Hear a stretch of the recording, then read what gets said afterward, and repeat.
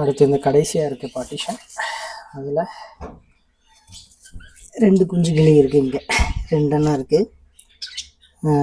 ஒன்று நல்லா வளர்ந்துட்டு நல்லா நெஸ்ட் அவுட் ஆகிட்டு, அதாவது குவாலிட்டியாக இருக்குது. நல்லா தாய்ப்பறவை சாப்பாடு கொடுத்து நல்லா குவாலிட்டியாக இருக்குது. பறக்க ஆரம்பிச்சிட்டு, ஸோ கேர்ஃபுல்லாக ஹேண்டில் பண்ணணும்.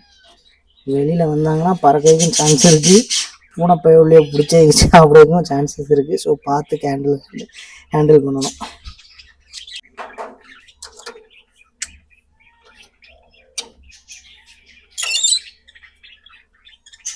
கையை இப்படி வச்சுக்கிறேன்.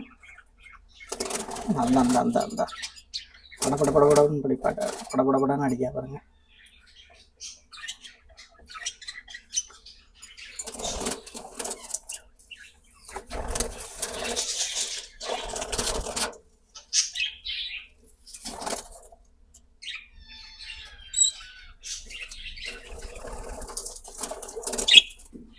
ஸோ பறக்க ஆரம்பிச்சிட்டோம்.